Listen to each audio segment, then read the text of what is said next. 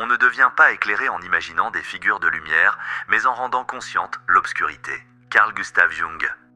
Avez-vous déjà eu l'impression de parler avec beaucoup de personnes sans jamais vous sentir véritablement compris ? Pourquoi certains environnements semblent-ils absorber toute votre énergie, alors que le silence de votre propre compagnie vous procure un soulagement que vous ne parvenez pas à expliquer ? Et si ce que l'on appelle la solitude était, en réalité, le moment où vous avez enfin cessé de trahir la personne que vous êtes vraiment ? Le philosophe Friedrich Nietzsche a écrit dans Par-delà le bien et le mal : celui qui apprendra un jour aux hommes à voler verra toutes les bornes se déplacer. Toutes les bornes s'envoleront dans les airs et il rebaptisera la terre la légère. Cette métaphore peut sembler lointaine, mais elle révèle une vérité profondément humaine. Chaque fois qu'une personne cesse de vivre selon les attentes de la foule, ce qui paraissait autrefois normal perd soudain tout son sens. Ce n'est pas d'abord le monde qui change, c'est le regard qui change. Et lorsque cela se produit, le sentiment de ne plus appartenir devient non plus une exception, mais une conséquence inévitable. Il existe une croyance silencieuse selon laquelle toute personne équilibrée devrait être constamment entourée, faire partie de groupes et se sentir en permanence connectée aux autres. Ceux qui préfèrent le retrait sont souvent rapidement étiquetés, froids, arrogants, antisociaux ou émotionnellement fermés. Mais si ces interprétations ne faisaient que s'arrêter à la surface des choses, Carl Jung croyait que la plus grande partie de notre existence est dirigée par une identité construite pour survivre au besoin d'être approuvé par les autres. Très tôt, nous apprenons quelles émotions peuvent être exprimées, quelles opinions doivent être dissimulées et quels aspects de notre personnalité doivent rester invisibles afin d'éviter le rejet. Sans même nous en rendre compte, nous cessons de vivre en tant qu'individu pour commencer à gérer une image. Le problème, c'est qu'arrive un moment où ce masque devient plus lourd à porter que la peur de la solitude. C'est à cet instant que certaines personnes prennent leur distance. Non pas parce qu'elles détestent le monde, non pas parce qu'elles sont incapables d'aimer, mais parce que rester dans certains environnements exige un prix psychologique bien trop élevé. Renoncer à leur propre conscience afin de préserver leur sentiment d'appartenance. C'est peut-être précisément pour cette raison que certaines personnes semblent destinées à marcher seules. Non pas parce qu'elles sont nées différentes des autres, mais parce qu'elles sont arrivées au moment où continuer à jouer un rôle est devenu plus douloureux que d'affronter le silence. Et c'est précisément dans ce silence que naît la question capable de transformer toute une vie. Qui seriez-vous si vous n'aviez plus jamais besoin de l'approbation de qui que ce soit ?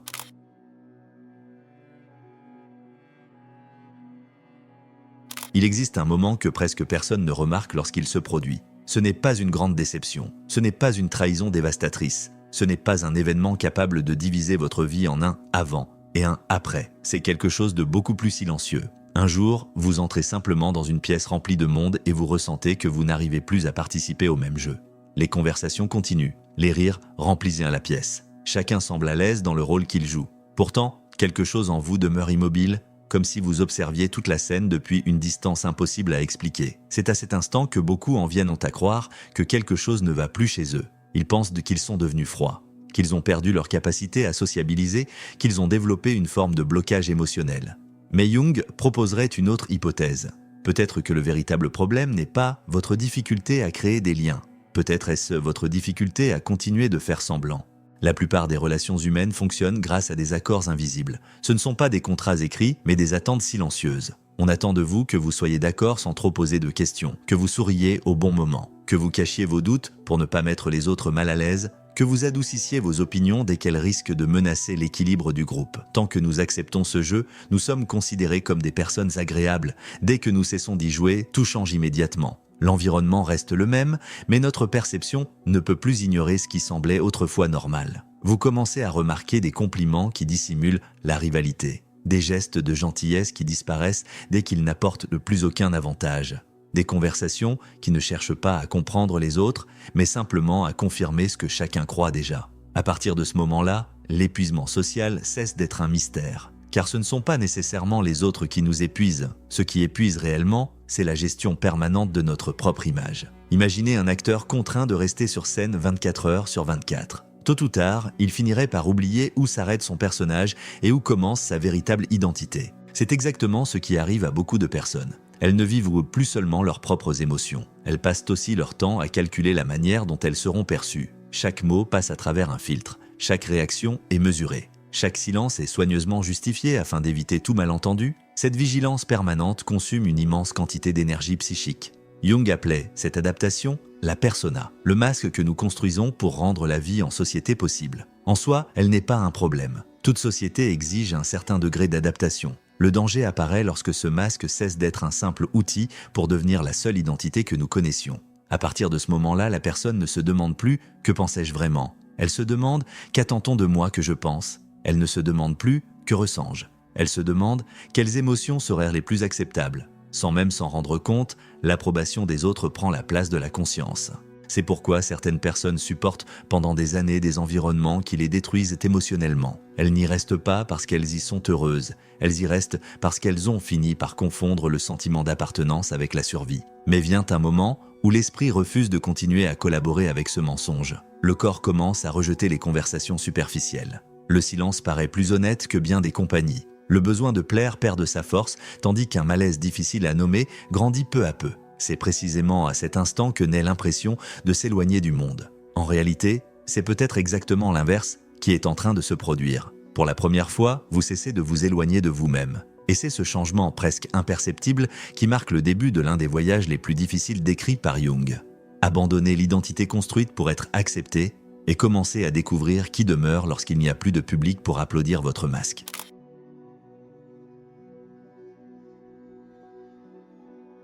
Lorsque la foule cesse de ressembler à un foyer, une question encore plus troublante surgit.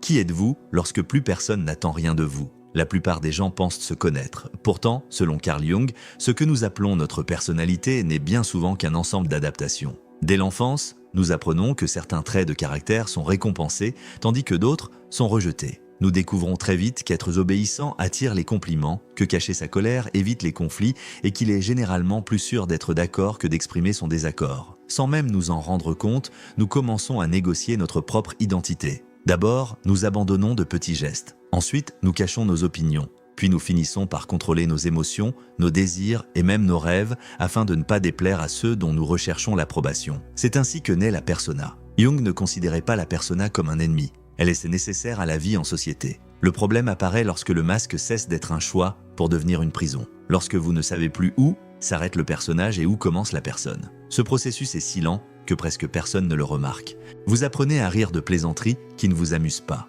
Vous approuvez des idées qui vous dérangent simplement pour éviter les discussions. Vous tolérez des manques de respect parce que vous avez peur de perdre vos liens avec les autres. Peu à peu, votre vie cesse d'être guidée par la vérité et commence à être dirigée par la recherche de l'acceptation. Le prix de cet échange n'apparaît presque jamais immédiatement. Il se manifeste sous la forme d'un vide difficile à expliquer, une sensation d'être constamment entouré, sans jamais être réellement vu. Car comment quelqu'un pourrait-il connaître qui vous êtes vraiment si tout ce qu'il voit est la version que vous avez construite pour être accepté? C'est là l'une des plus grandes tragédies psychologiques. Beaucoup passent des années à chercher l'amour, la reconnaissance et le sentiment d'appartenance en utilisant une identité qui n'a jamais été la leur. Et lorsqu'ils obtiennent enfin l'approbation qu'ils désiraient tant, ils découvrent qu'elle ne comble pas le vide. Car le masque peut être admiré, mais il ne peut jamais être aimé. C'est pourquoi certaines personnes commencent à prendre leur distance. Non pas parce qu'elles ont perdu la capacité de créer des liens, mais parce qu'elles ont compris que toute relation construite autour d'un personnage exige que ce personnage soit maintenu pour toujours. Et vivre dans un rôle est épuisant. Il est épuisant de surveiller chacun de ses mots. Il est épuisant de mesurer chacune de ses réactions. Il est épuisant d'adapter sa propre essence pour entrer dans les attentes des autres. À ce moment-là, la solitude cesse d'apparaître comme une menace. Elle devient le seul endroit où le masque peut enfin tomber. Et lorsque cela se produit, un conflit inévitable commence. La peur de perdre les autres se met à rivaliser avec un désir encore plus profond, celui de ne plus jamais se perdre soi-même.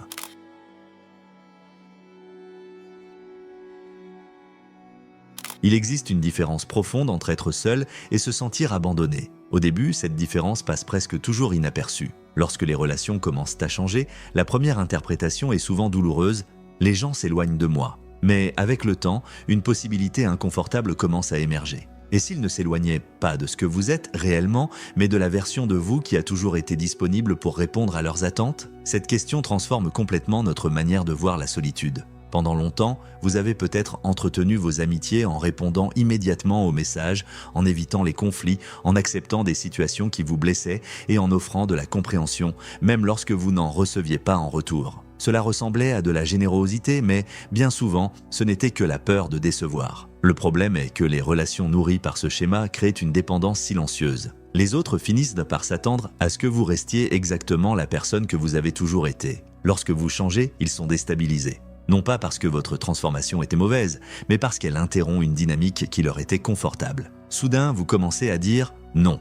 Vous cessez de justifier chacune de vos décisions. Vous arrêtez de courir après ceux qui montrent peu d'intérêt pour vous. Le silence remplace les explications interminables et cela dérange davantage que n'importe quelle dispute. C'est à ce moment-là que de nombreux liens commencent à s'affaiblir. La tendance est d'interpréter ces pertes comme la preuve que le changement était une erreur. Pourtant, elles ne font parfois que révéler une vérité qui était restée cachée depuis toujours. Certaines relations ne tenaient pas grâce à la profondeur de l'affection, mais grâce à la prévisibilité de votre comportement. Lorsque cette prévisibilité disparaît, la relation disparaît elle aussi. Cette découverte est douloureuse car elle détruit une illusion ancienne, celle qui consiste à croire que toute proximité est synonyme de réciprocité. Toute présence n'est pas un signe de loyauté. Toute affection ne résiste pas lorsque vous cessez d'être une personne commode. C'est pourquoi la solitude peut devenir une sorte de filtre. Elle distingue ceux qui appréciaient votre véritable essence de ceux qui ne faisaient que profiter de votre disponibilité. C'est une traversée difficile, car le silence vous oblige à affronter des questions qui étaient autrefois étouffées par l'agitation. Mais c'est précisément dans ce vide que naît quelque chose de nouveau. Pour la première fois, vous cessez de mesurer votre valeur au nombre de personnes qui vous entourent et vous commencez à découvrir tout ce qu'il reste de vous lorsque le bruit des attentes finit enfin par disparaître.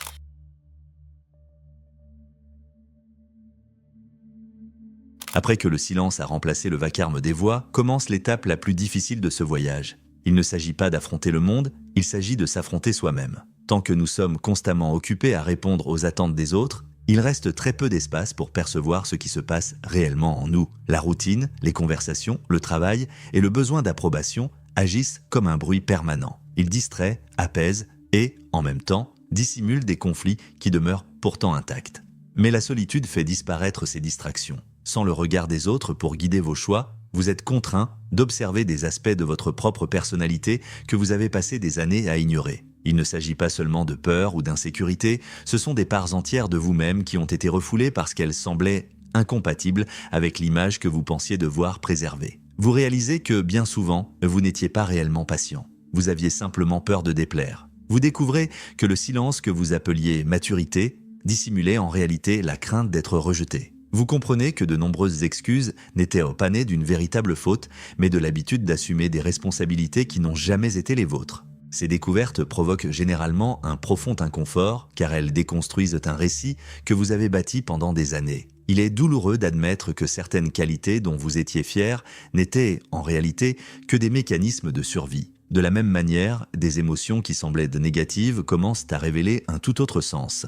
La colère peut montrer les endroits où vos limites ont été constamment bafouées. La tristesse peut révéler des pertes que vous ne vous êtes jamais autorisé à ressentir. La frustration peut indiquer une vie construite pour satisfaire les attentes des autres, tandis que vos propres désirs sont restés oubliés. Aucune de ces émotions n'apparaît pour vous détruire. Elles émergent parce qu'elles ont attendu bien trop longtemps d'être entendues. La plus grande erreur consiste à croire que grandir signifie éliminer tout ce qui dérange. En réalité, la véritable croissance commence lorsque vous cessez de fuir ces parts de vous-même et que vous apprenez à les comprendre. Car ce qui demeure caché continue d'influencer vos choix, même si vous faites semblant que cela n'existe pas. C'est pourquoi tant de personnes reproduisent les mêmes relations, les mêmes conflits et les mêmes frustrations. Elles changent de ville, d'emploi ou de partenaire, mais elles emportent avec elles les mêmes schémas invisibles. Tant que le problème reste inconscient, il trouve toujours de nouvelles façons de se répéter. La solitude interrompt ce cycle parce qu'elle réduit les distractions. Elle vous oblige à observer des habitudes, des peurs et des réactions automatiques qui passaient autrefois inaperçues. C'est un processus inconfortable, mais profondément libérateur. Plus vous développez une connaissance claire de vous-même, moins vous ressentez le besoin d'accuser le monde de tout ce qui vous arrive. Peu à peu, vous cessez de chercher des ennemis partout. Vous cessez également d'attendre des sauveurs. Vous comprenez que beaucoup des réponses que vous cherchiez chez les autres ont toujours été enfouies en vous, attendant simplement un instant de silence pour enfin se révéler. C'est précisément à cet instant que marcher seul cesse d'être synonyme d'isolement. Cela devient un acte de conscience, car seuls ceux qui ont le courage d'affronter ce qu'ils ont évité toute leur vie peuvent construire une identité qui ne dépend plus de l'approbation, de la peur ou des attentes des autres. C'est dans cette rencontre silencieuse avec soi-même que naît une liberté qu'aucune foule ne pourra jamais offrir.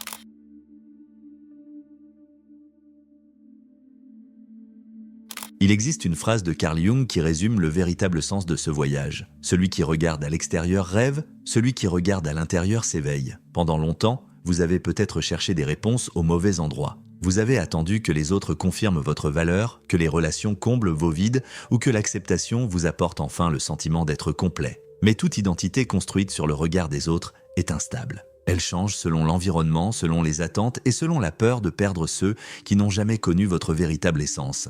C'est pourquoi certaines personnes doivent marcher seules pendant une période de leur vie. Non pas parce qu'elles ont été rejetées par le monde, mais parce qu'une partie d'elles-mêmes ne peut naître que lorsque le bruit des opinions finit enfin par se taire. La solitude ne donne pas de réponse toute faite. Elle pose des questions auxquelles personne ne peut répondre à votre place. Quels choix ont réellement été les vôtres? Combien de vos rêves sont nés de vos propres désirs? Et combien sont issus du besoin de plaire aux autres? Combien de vos relations existaient par amour et combien ont survécu uniquement parce que vous aviez peur de dire non? Ces questions n'apportent pas un réconfort immédiat. Au contraire, elles ébranlent des certitudes qui semblaient inébranlables, mais c'est précisément cet inconfort qui ouvre la voie à quelque chose de plus authentique. Avec le temps, vous réalisez que vous n'avez plus besoin de justifier chacune de vos décisions pour être compris, ni de convaincre tout le monde que vos choix ont un sens. Certaines personnes continueront d'interpréter votre silence comme de l'arrogance. D'autres diront que vous avez changé. Et elles auront raison, vous avez changé, mais non pas parce que vous êtes devenu froid ou distant. Vous avez changé parce que vous avez cessé d'offrir votre identité en échange d'un sentiment d'appartenance. Voilà toute la différence entre l'isolement et la maturité. L'isolement naît de la peur des autres. La maturité naît de la capacité d'être avec eux sans s'abandonner soi-même. Au fond, marcher seul n'a jamais signifié vivre sans compagnie. Cela a toujours consisté à apprendre à ne plus disparaître en présence des autres. Et c'est peut-être là la plus grande des transformations. Lorsque vous découvrez enfin qui vous êtes, la solitude cesse d'être un lieu d'absence. Elle devient un espace de retrouvailles avec vous-même. À partir de cet instant, les personnes qui entrent dans votre vie ne rencontrent plus quelqu'un prêt à jouer un rôle pour être aimé. Elles rencontrent une personne qui a compris une vérité difficile mais profondément libératrice. Appartenir à son propre cœur est la seule manière de construire des relations qui n'exigent jamais le sacrifice de sa propre identité.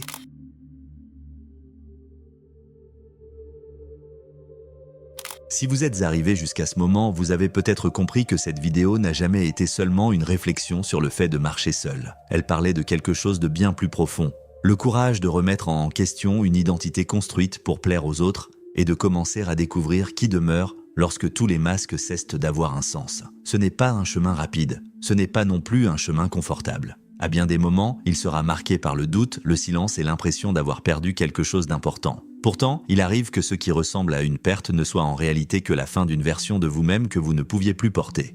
Si une partie de cette réflexion a trouvé un écho en vous, ne la laissez pas s'achever lorsque cette vidéo prendra fin. Observez votre propre vie au cours des prochains jours. Remarquez quelles conversations vous donnent le sentiment de devoir cacher qui vous êtes réellement. Quelles relations vous obligent à diminuer votre propre vérité pour continuer à appartenir au groupe. Et surtout, demandez-vous combien de vos décisions sont encore guidées par la peur de décevoir quelqu'un. La connaissance de soi ne commence pas lorsque nous trouvons toutes les réponses. Elle commence lorsque nous avons enfin le courage de poser les questions que nous avons évitées pendant des années. À présent, j'aimerais vous entendre. À quel moment de votre vie avez-vous compris que vous deviez choisir entre être accepté par les autres et rester fidèle à vous-même? Partagez votre expérience dans les commentaires. Votre histoire aidera peut-être une autre personne qui traverse exactement ce même conflit en silence. Cet espace est dédié à des réflexions profondes et respectueuses où des expériences différentes peuvent y révéler des aspects de la condition humaine dont on parle rarement au quotidien. Si cette vidéo vous a permis de voir la solitude sous un angle nouveau, laissez un j'aime.